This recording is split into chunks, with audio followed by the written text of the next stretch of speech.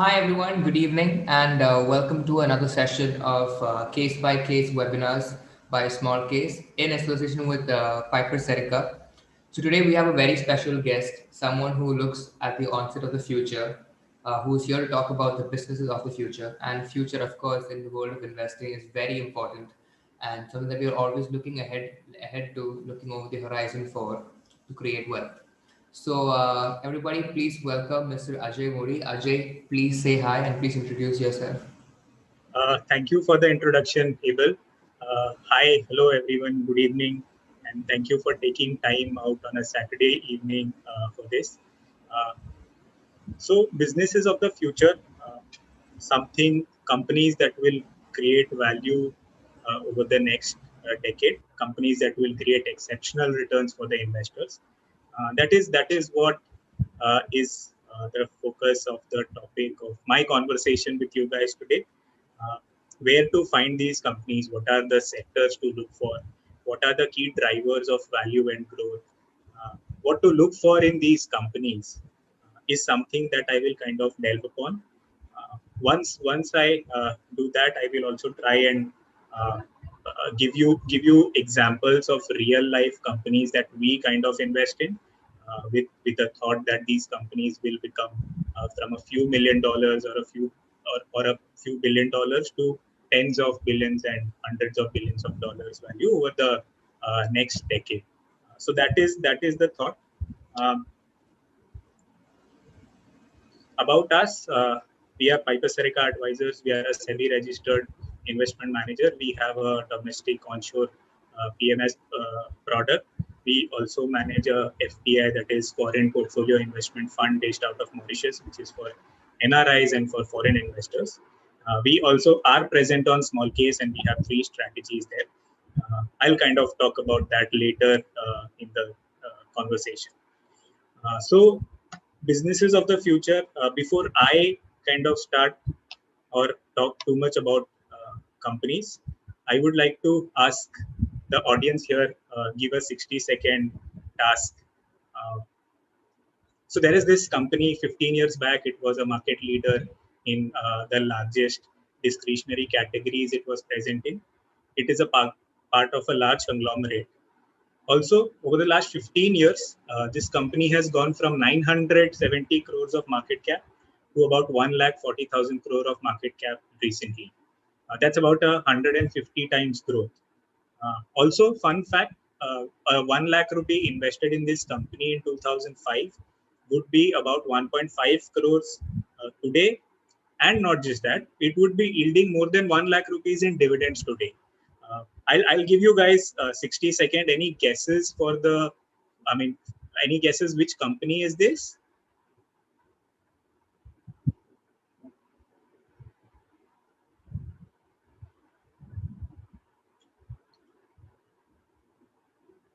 Okay, I'll give you a hint. It is a company that sells time apart from various other products. Any guesses?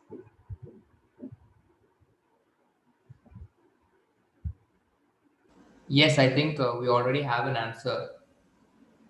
Okay.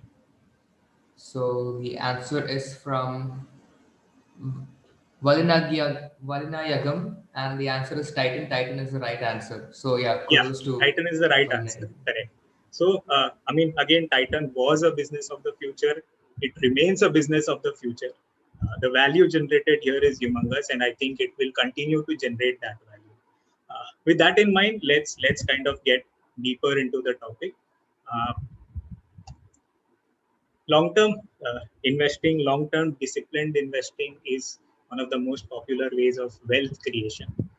Ben Graham, father of value investing, had defined an intelligent investor as someone who doesn't try to time the market, but values the time in the market by finding the right investments and riding it. Mind you, the focus here is finding the right investments and riding it. So that's it. How to find the next HDFC Bank, the next TCS, the next Titan, the next Asian Paints, the next Nestle. Businesses of the future, what drives them, where to find them, the Piper Serica way.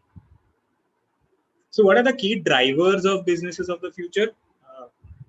According to us, the critical drivers of these companies that will create value over the next decade are rising number of millennials and Gen Z.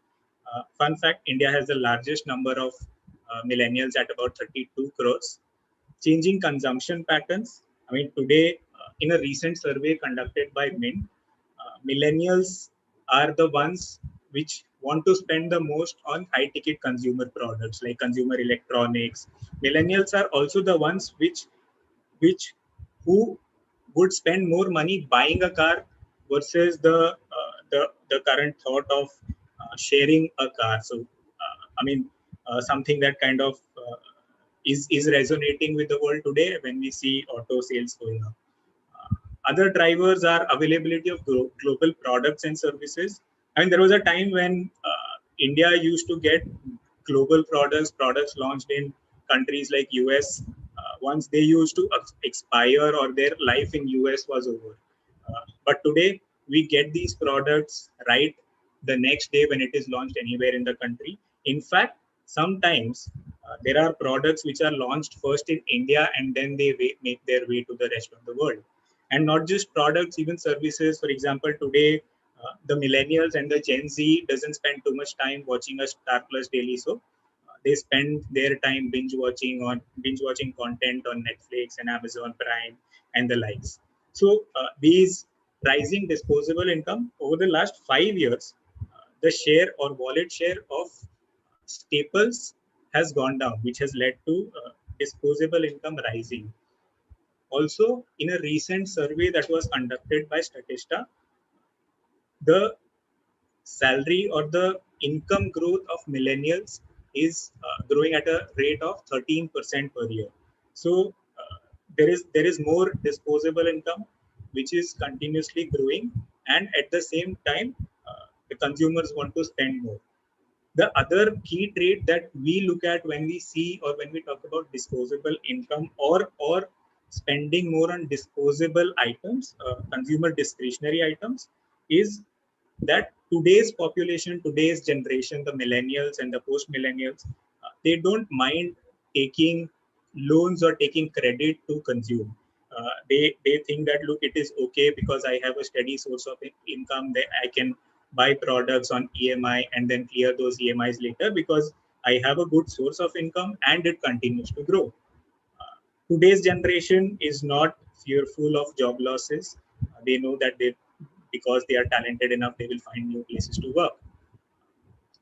Other traits, other drivers: consume more, consume better. I think this is one of the largest underplaying theme in the Indian ecosystem. The Indian generation, current generation, I would say, is constantly upgrading their consumption. So they constantly want to improve on the products and services they consume. Example, they want to drive the best quality cars, they want to use the best quality phones, they want to use the best quality of other gadgets. I mean, it is surprising that the kind of growth rate that Bluetooth earphones have seen in India. uh, Clearly, we are an aspirational India. We are aspirational Indians. Other trait is digitalization of consumption. I mean, the world is very fast today, so no one wants to kind of go to a shop storefront to kind of buy products and services. Everyone is hooked onto their phones, and it is very easy to buy, compare products, compare services, purchase them, pay them, and even have after sales service. So these are some of the key drivers. Now, what sectors to look for when it comes to businesses of the future? There is enough study and proven data points to say that sectors like healthcare, consumer internet, consumer electronics, insurance, uh, home building, these are some of the sectors that will continue to grow. They will continue to create value for the shareholders. What to look for when it comes to these sectors? What we look for specifically: platform businesses that have ability to rapidly acquire more and more customers with a very high long-term value. I mean, maybe in the start the cost of acquisition remains high, But if the retention ratio of these businesses is very high, then there is a lot of long-term value that is created just from the same customers. And at the end of the day, if you give great quality service, then your customer becomes your biggest salesperson. Large industry size with fragmented market structure. I think a classic example would be general insurance.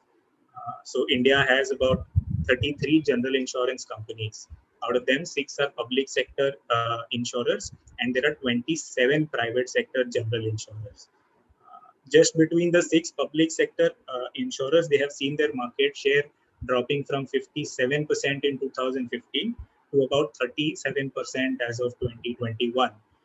That market share has clearly gone to the private sector insurers. And just that, I mean, not just that, the private sector insurance, private sector general insurance market itself is very broken, because we have 27 general insurers vying for a 60% market share, to an extent that the largest general insurer, ICICI Lombard, has just about 7.5% market share. And another fun fact I would say is 50% of the vehicles in Indian roads, on Indian roads, are non-insured, uninsured. So there are so many levers of growth here.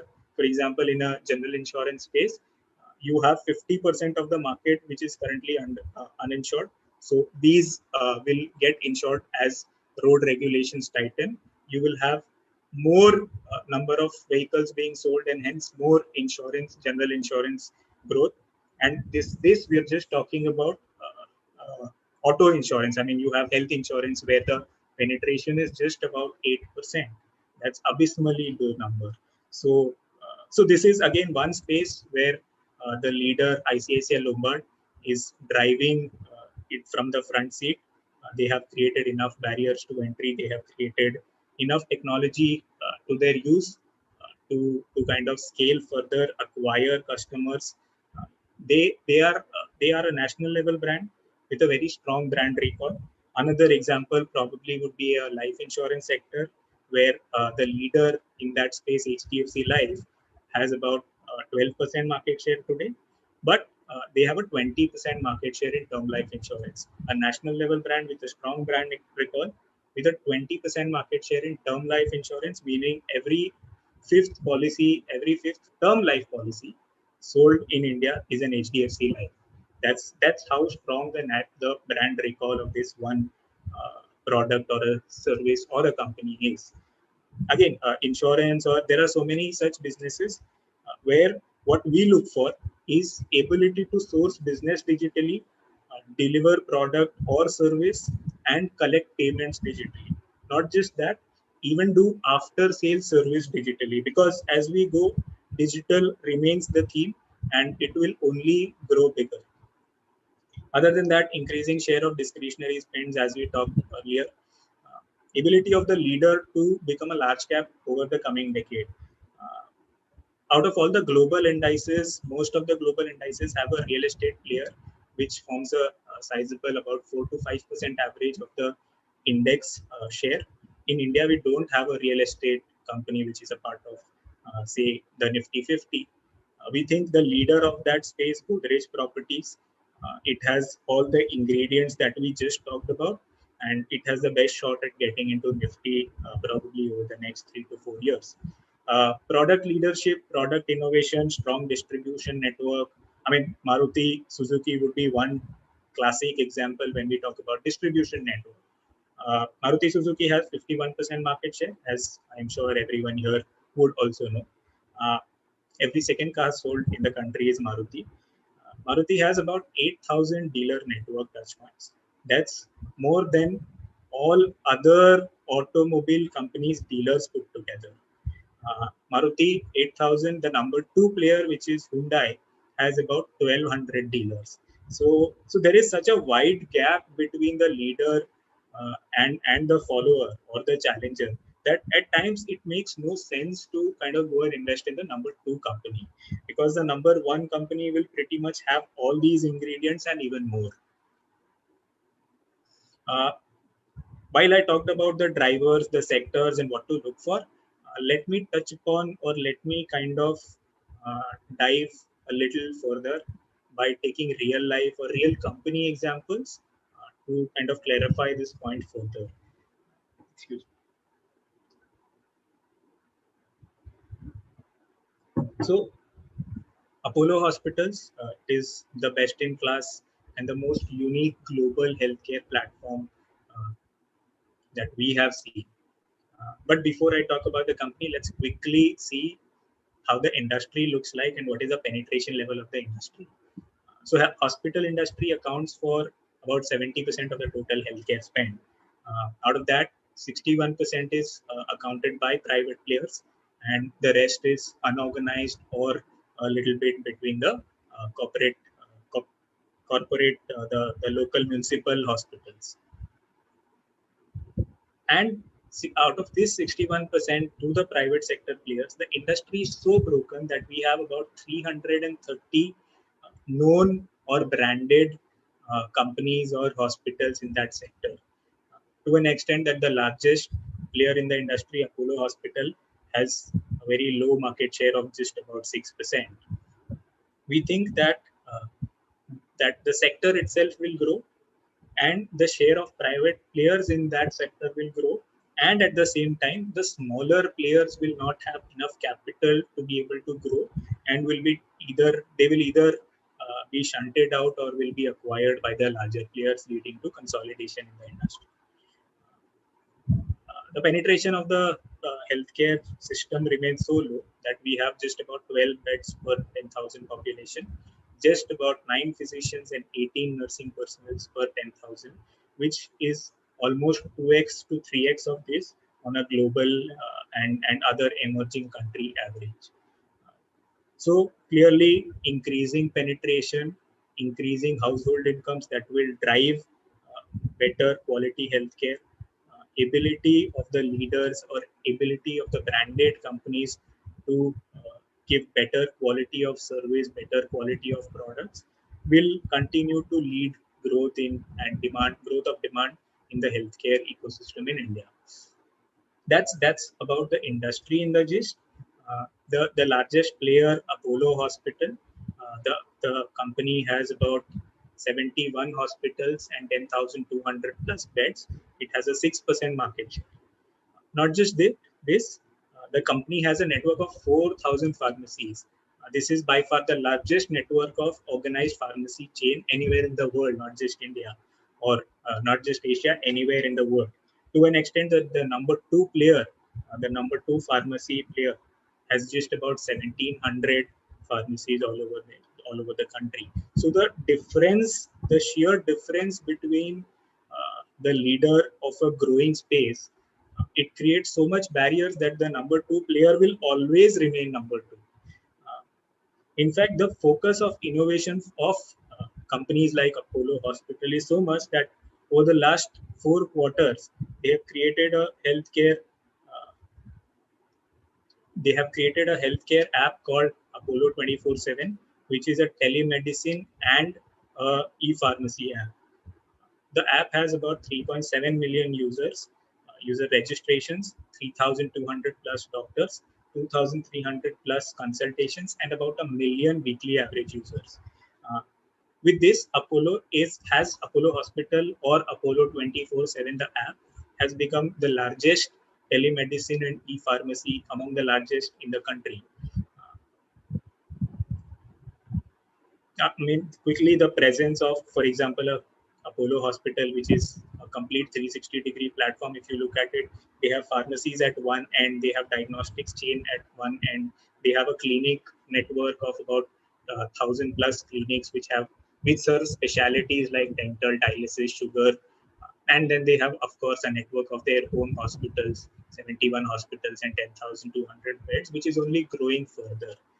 So with this and with the telemedicine app, they kind of have completed each and every part of the healthcare ecosystem. This is a very unique healthcare play, we think, in India, and the company is valued at just about a little over $5 billion. The largest healthcare company in China is valued at about $180 billion.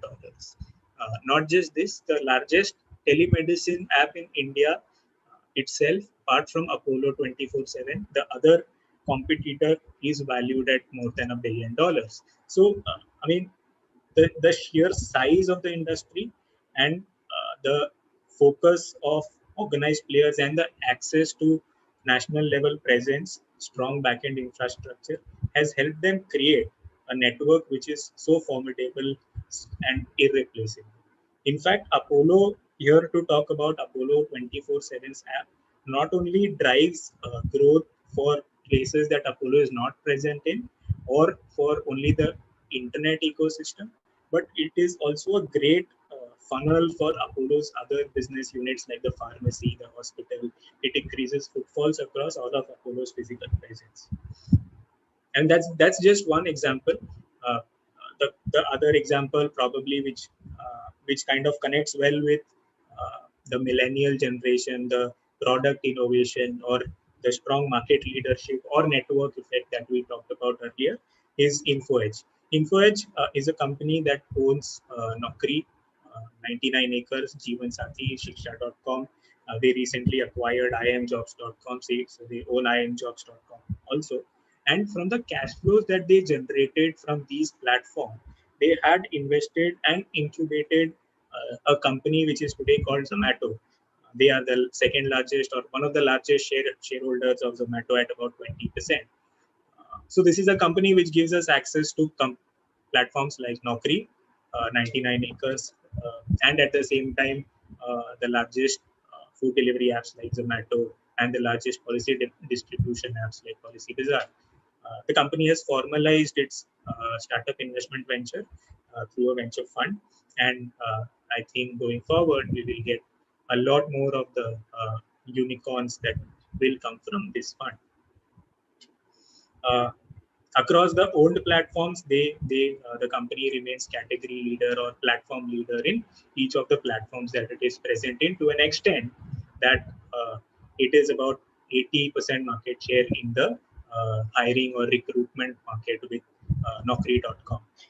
And plugging in imjobs.com, they kind of serve each and every part of the recruitment cycle, from entry level recruitment to mid level recruitment to senior level recruitment. And I mean, it is a classic network effect here, because more resumes lead to more recruiters lead to more resumes, and the value keeps growing. That is why we have heard from a lot of recruiters that Naukri, I mean, they kind of keep telling us that, look, these guys keep increasing the prices. But at the end of the day, they don't have an option, because they can't go to a LinkedIn or a Wisdom Jobs or a Shine.com or Monster Jobs, because at the end of the day, the value is with Naukri. All the top quality resumes are with Naukri.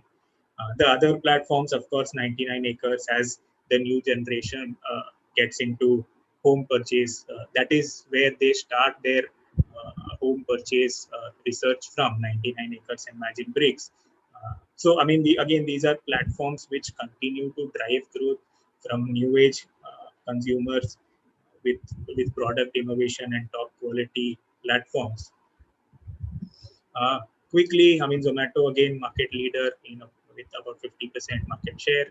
Uh, Fun fact, Meituan, which is the largest food delivery app in China, is valued at $220 billion.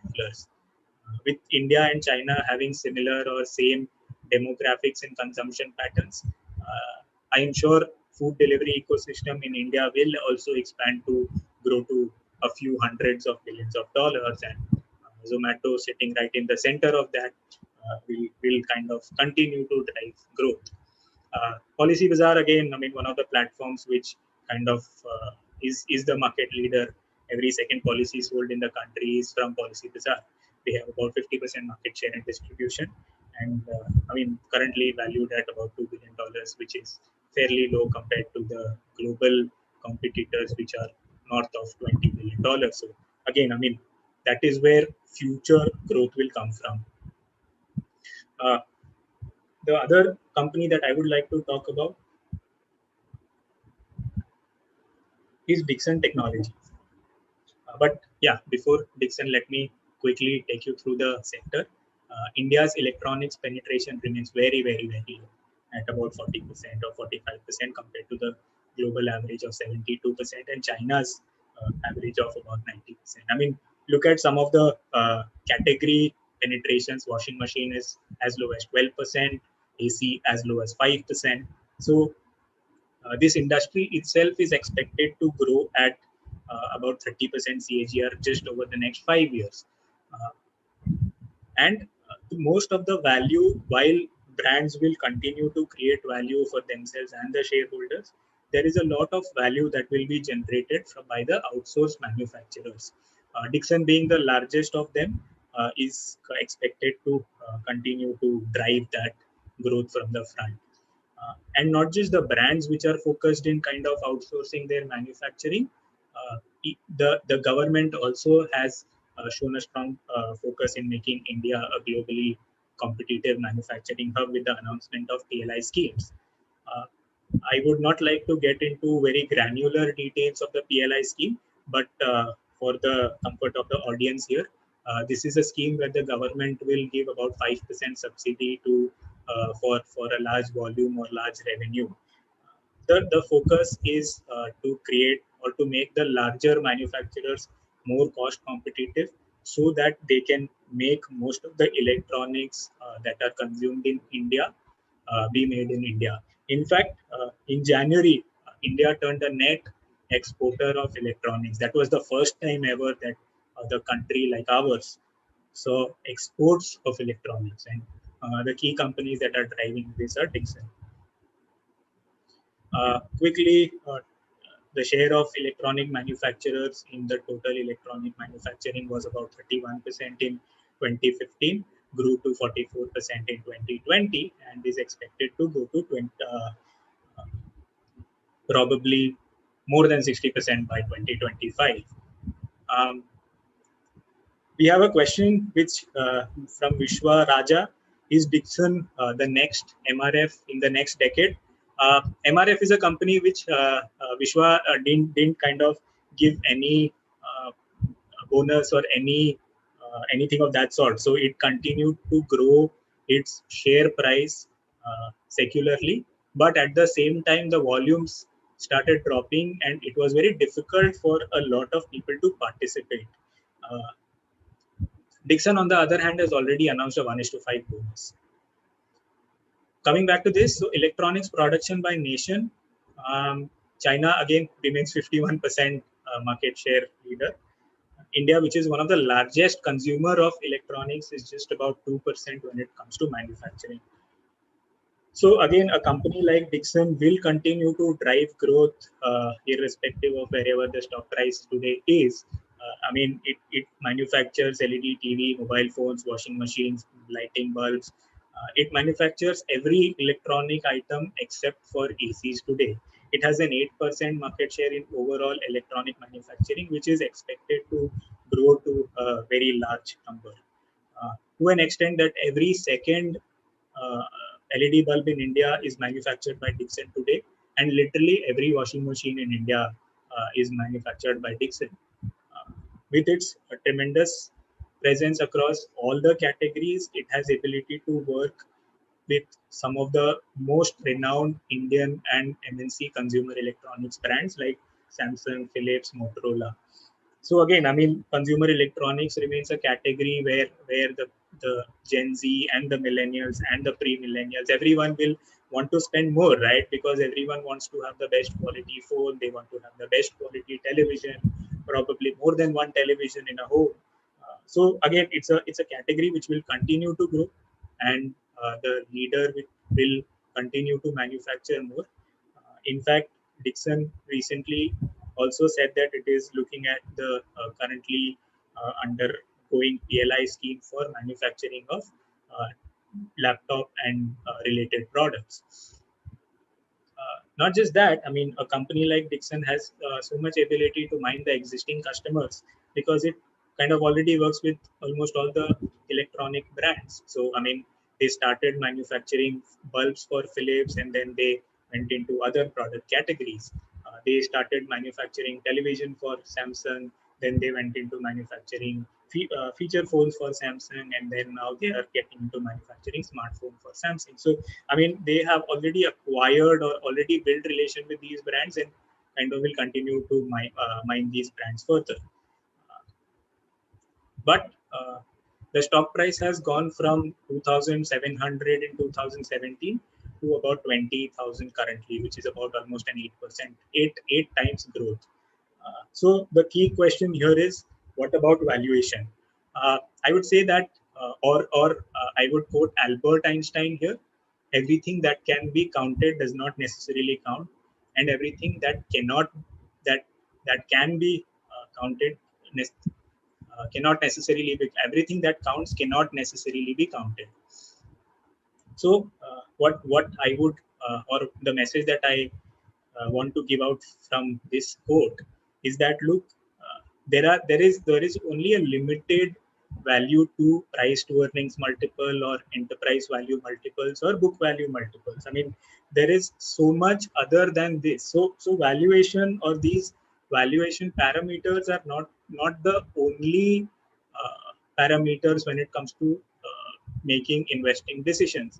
And there are enough empirical evidences that show that while there are so many businesses that are expensive or that were expensive, they continue to remain expensive. I mean, I have put out this table here. HDFC Bank has always been the world's most expensive bank. I mean, it used to trade at 4.9 times book value in 2005 compared to the industry's average of 2.9. That was about a 70% premium to the industry average. Now, this bank was 20,000 crore market cap in 2005 and has gone to 8 lakh crore market cap today. That's about a 40%, 40 times jump. And same is the case with the likes of TCS, Asian Paints, Nestle, Titan. Uh, these companies, as you can see, have always been expensive. And if someone chose that, okay, because these companies are expensive, I will go and say invest in a Nifty index. The Nifty generated 14% CAGR in the same duration of 15 years, while the companies here have generated a fairly large amount of return for its shareholders. So, I mean, frankly, the message here from numbers is very clear that, look, you want to buy a Mercedes, pay the price of a Mercedes. You can't buy the Mercedes at the price of a Toyota. So, what I'm trying to say is that, look, these are great quality franchises. They are businesses of the future, and they will always remain expensive.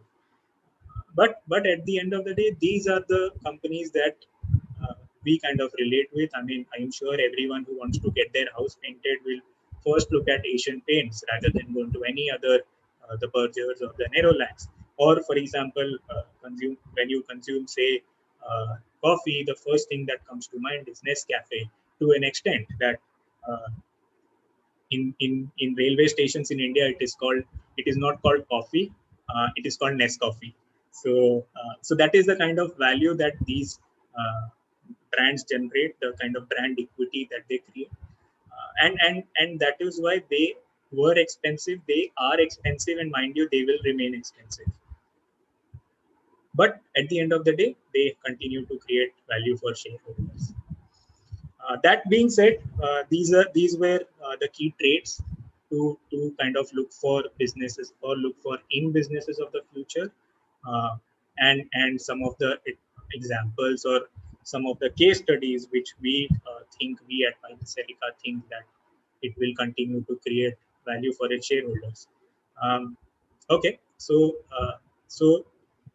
what we do, I mean, I am just kind of extending that because while you know the drivers now, you know what to look for and where these, what are the industries.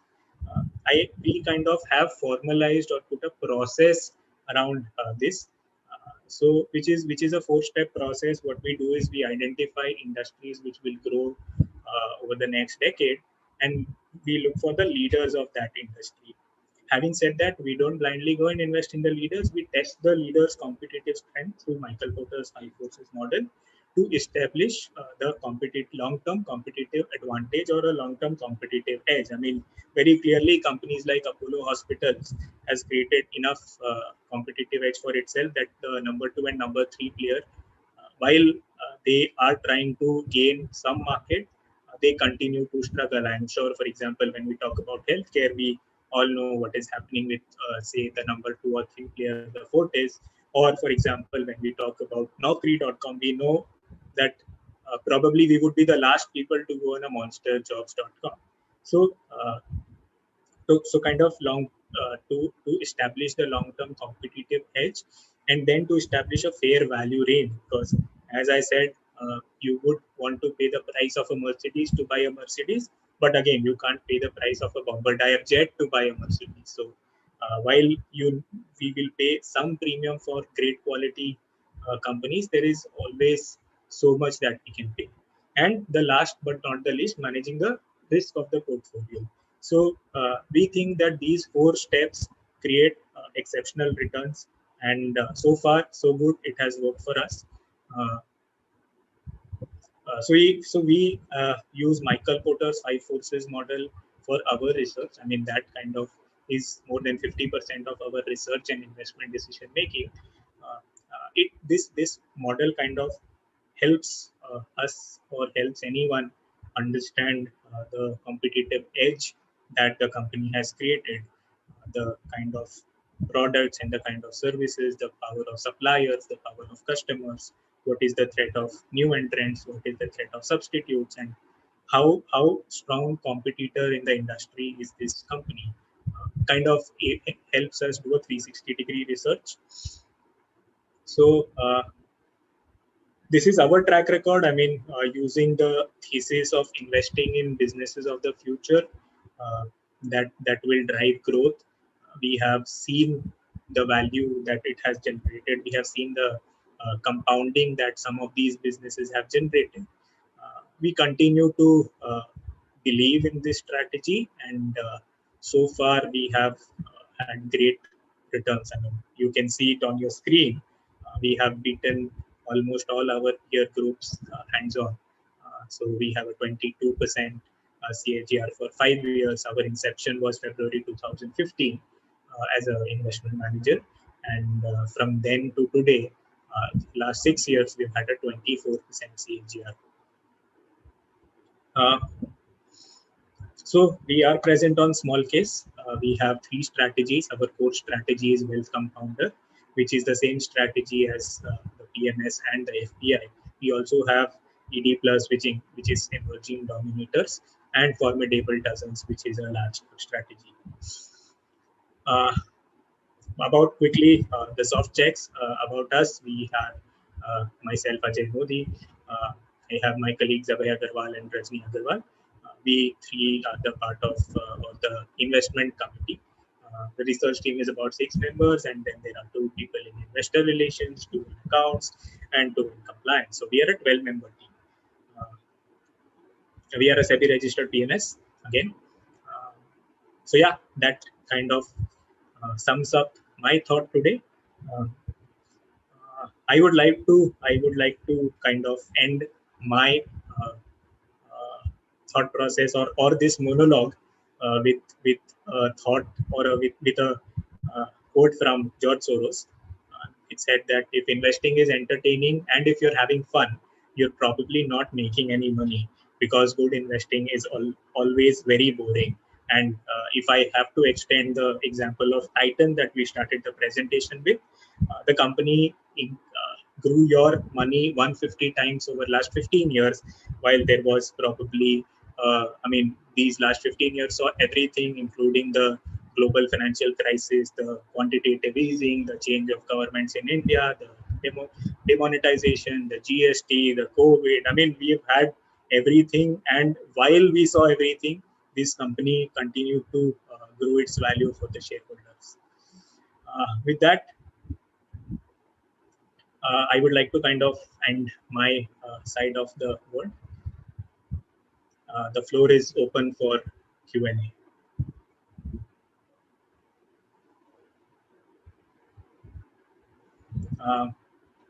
Abel, can I start with the with taking the questions?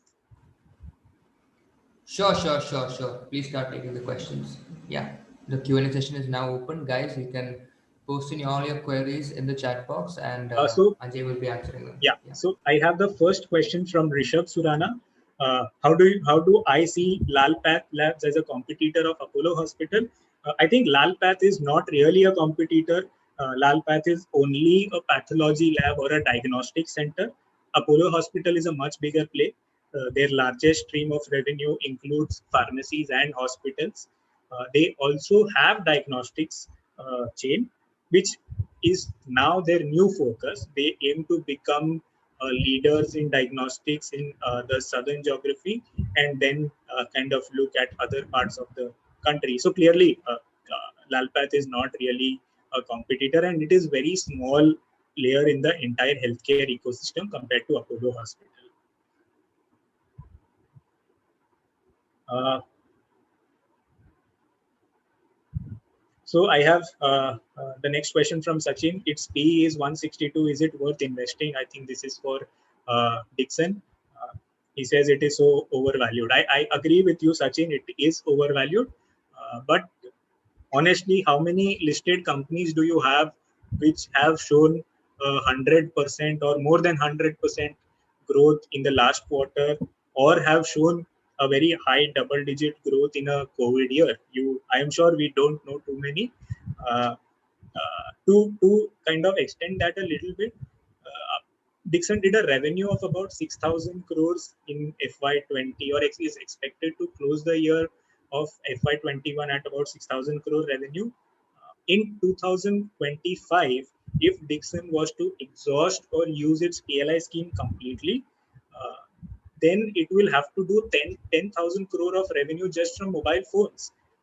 As of today, mobile phones have just about 300 crores of revenue. So if I were to answer this question, look, I think the company's revenue will grow fourfold, and hence the PE will kind of fall drastically if you look at 2-year forward multiples. Um, do I think there is some price correction in Dixon coming? I don't know. I mean, I would be happy to, because I am one. I mean, that remains to be one of my largest allocations. I'd love to buy more if there is a correction. Uh, I have a question about India Mart. What are my views about India Mart? The share performed well, and their business model. The stock price performed well. It is one of the businesses of the future. It is one of our top 10 allocations. The company is a great business model. It is in a market with about 70% plus market share in a winner take all market. So I think, I mean, it is again one of the companies which will benefit drastically from the network effect, because as they create more visibility for the SMEs, they get more inquiries for the SMEs, and hence more SMEs will want to come to the platform. Uh, a classic network effect. I think it will be a phenomenal value creation. Uh, Great presentation. Best wishes, Team Piper. Thank you. Uh, there is one question from Hiren Joshi. What is the difference between Amber and Dixon? Hiren, Amber is just a manufacturer of AC. Amber actually manufactures most of the parts of air condition for its client. Dixon, on the other hand, is not a manufacturer technically. It is a company which does assembly.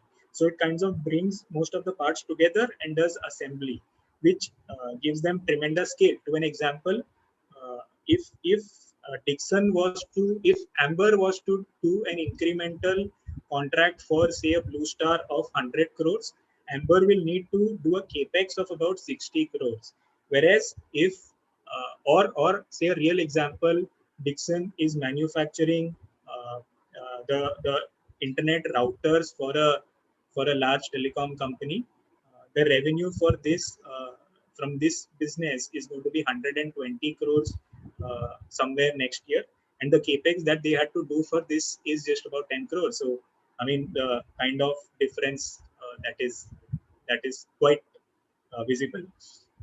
What are my views about Eicher Motors? Look, it is a good company, but in a recent survey conducted by Mint, uh, uh, the survey said that the millennials would want to buy more of four-wheelers than two-wheelers. So we see, and we have seen the same happening already. Uh, Also, China, a country which I think has got a lot of similarities with India. China sells about 3.3 crore cars every year, whereas in India we don't even sell zero point 0.3 crore cars in a year. So I think four-wheelers will have a tremendous runway, but Eicher is a great company. I have no negative views. In small case, out of the three categories, which will be the small case suitable for to us for investment, uh, depends on your risk category. We have a multi cap with kind of medium risk. We have an ED plus, which is a small and mid cap portfolio, which has a little more risk, and we have an FD plus, which is a low risk product. Uh, What are the fee structure for the small cases? 2.5% plus GST per annum. Also, right now we have a discount offer for the participants of this webinar.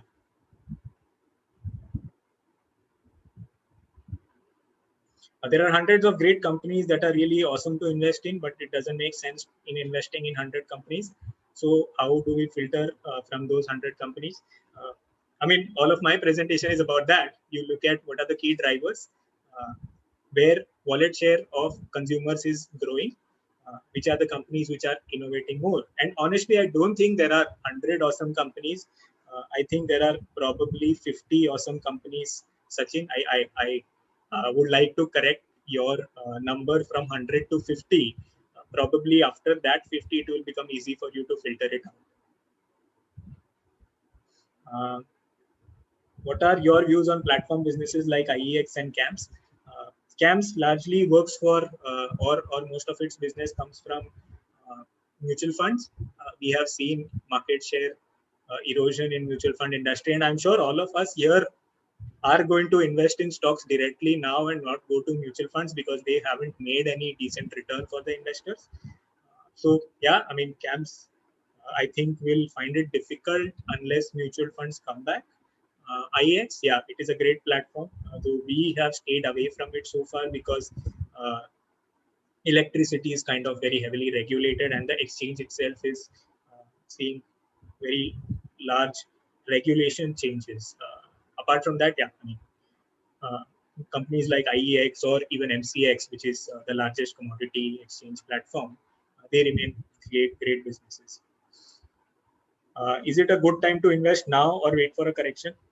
I mean, I believe in spending more time in the market rather than timing the market. So I'd leave it at that.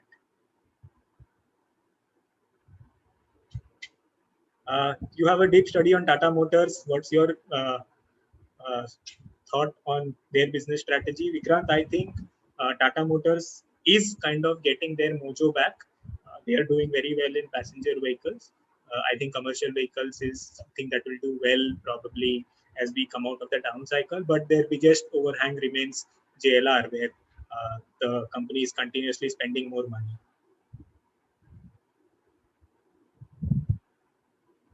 Is there a way to test the stock after choosing it from the lot? Rahul, I do it, or we use the Michael Porter five forces model to test how strong the company is when it comes to power of suppliers, power of buyers, rivalry in the industry. I think the key thing to look for is the company a price taker or a price giver? Has the company lost market share, gained market share? Is the company innovating or making new products specific for the millennial consumers or not? I think that will answer your, that will create a good filter for you. Is it a good time to buy Dixon? I don't want to spend too much time on Dixon, but I would love to buy it.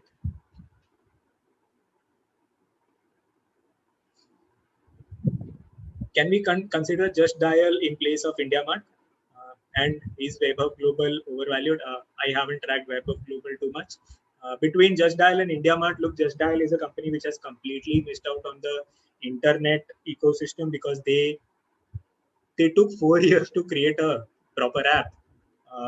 In an industry which is only dependent on internet, I don't think you want a company which takes 4 years to create an app.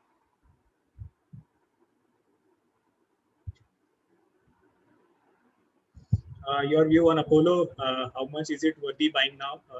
Vaibhav, it is a $5 billion market cap company, and the world's largest hospital in the hospital chain in China is about $130 million. Apollo Hospital is not just hospital; it is hospital, pharmacy, telemedicine. I mean, even if you ascribe $1 billion to each of their businesses, $5 billion just justifies the presence of these businesses. The growth that comes will make up for itself. Apple India, a good company, great company, but there is very limited data available for such a young company. And InMobi, which is a unlisted company supposed to do an IPO sometimes in the near future, is doing far better than Apple.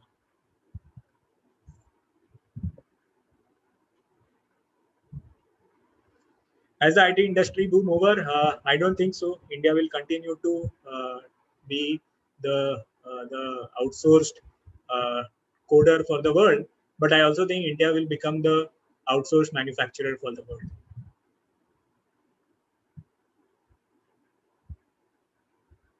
Can I invest in small cases through Zerodha? Of course, yes.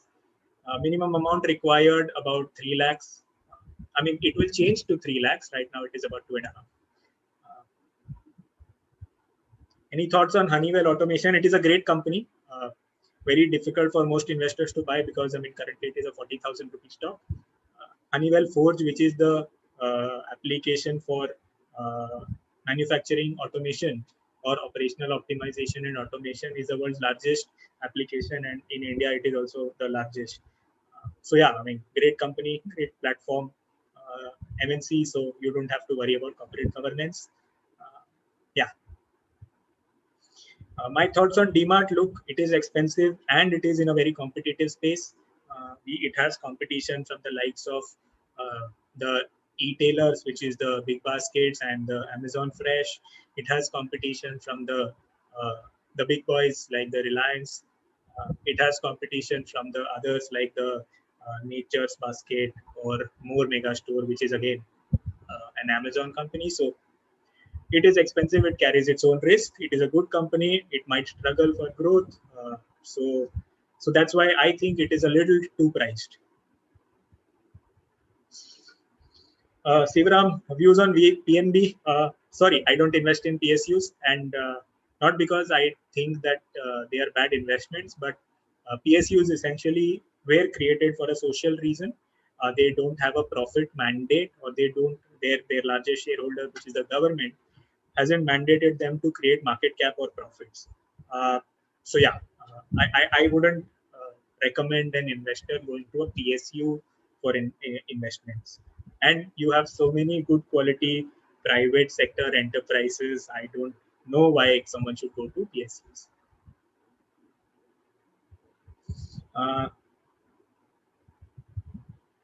Thoughts on CDSL or BSE? BSE is in a overly competitive space because most of the volumes are on NSE. I mean, if NSE continues to show glitches that it showed the other day, probably BSE has a shot. Otherwise, it will be a low growth engine. CDSL, great company. I think all the discount brokers are working with CDSL because NSDL has its own issues and CDSL has kind of invested in technology too. So I think CDSL is a good bet. It is a part of one of our portfolios. View on team lease? Yes, I think as manufacturing and manufacturing for India and manufacturing for the rest of the world continues to grow, I think there will be enough demand for blue collar employees, and team lease probably has a better shot compared to a Quest Corp.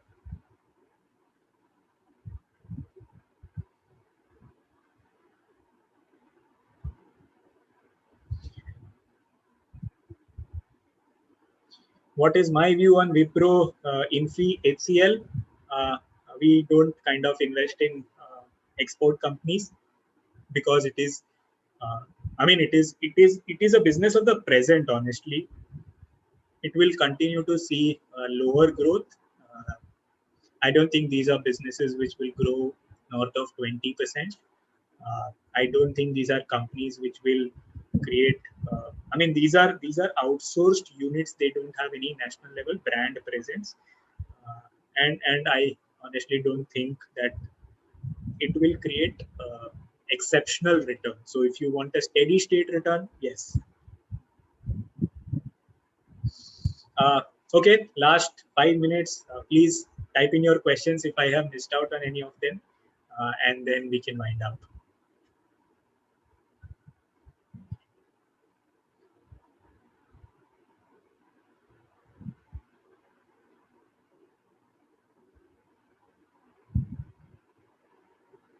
Any suggestion on DCB and Federal Bank?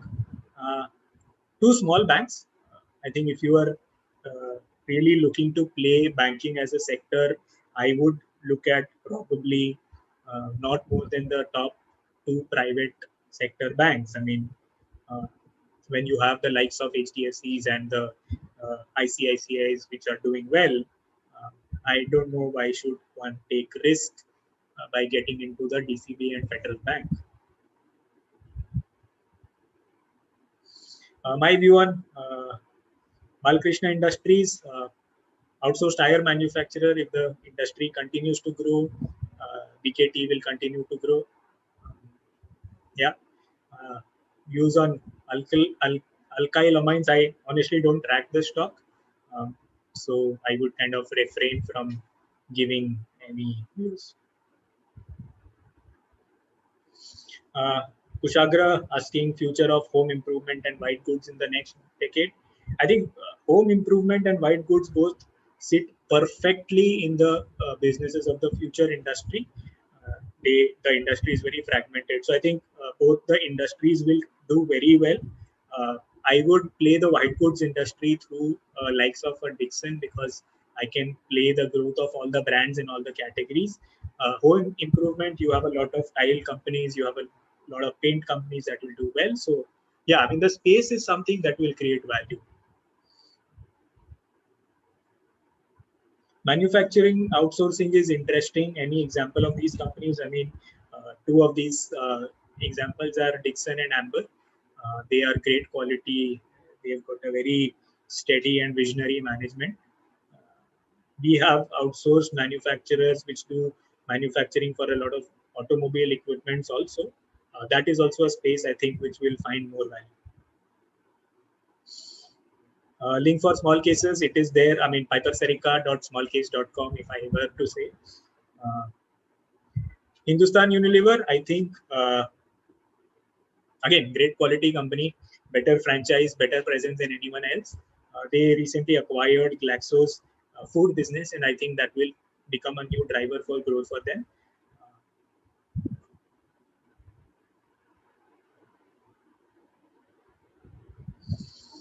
My view on Indian Overseas Bank, UCO Bank, and also L&T Finance. Look, I don't track too much of L&T Finance. And again, I am someone who kind of believes that public sector enterprises are for larger good, for social good. They are not for shareholder wealth and value creation.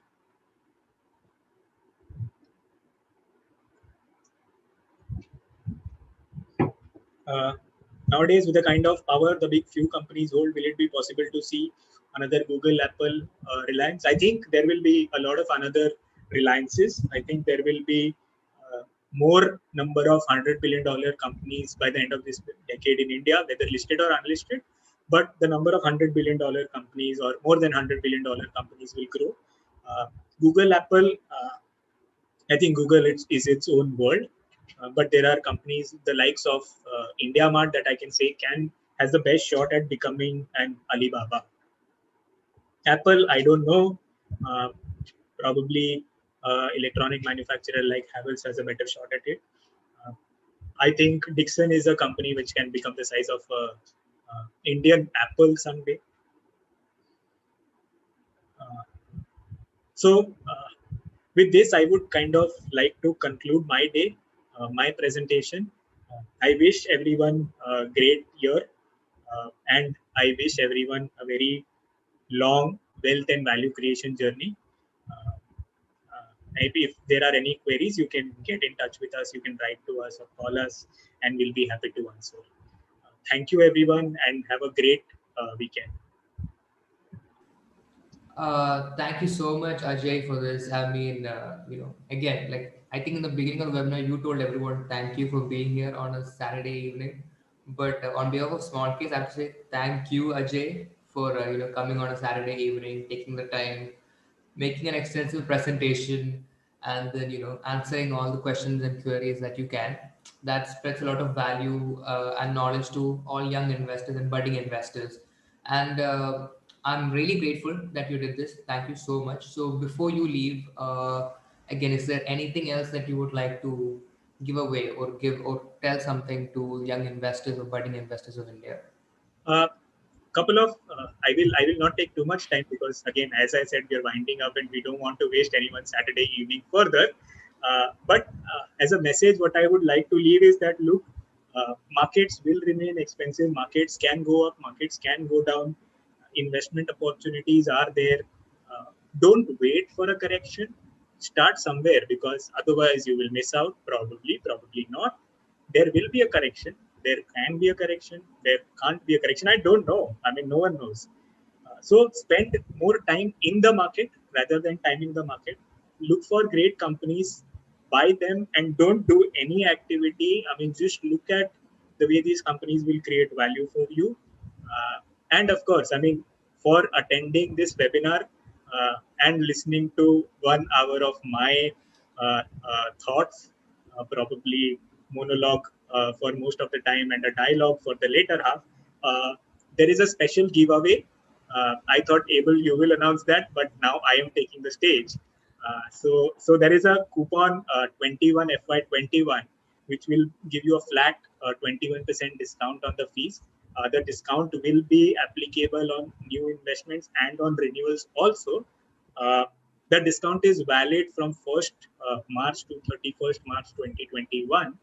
Uh, the use of the discount code is for this period, and it will be applicable for the renewal. So it will be applicable as long as you are invested in our small case. I think that is all I would like to say. And So and I also mean, and also stay safe. Please wear your masks, because I'm sure no one wants a second wave. thank you so much, Ajay. So, guys, yes, Piper Serica is giving out a promo code that is 21FY21 with a 21% off on new subscriptions and renewals. So, the offer is validity is for this month, but you can avail this offer from for this month, but it is applicable for all renewals. So, basically, saying forever. So thank you so much, Piper Serica. I think this also gives a chance for a lot of young investors to start off investing on a good start. So thank you so much, Ajay. Thank you so much, viewers. Tune in again next week for another great webinar by case by case. Thank you so much, Ajay. Thank you so much, Piper Serica. Have a good evening.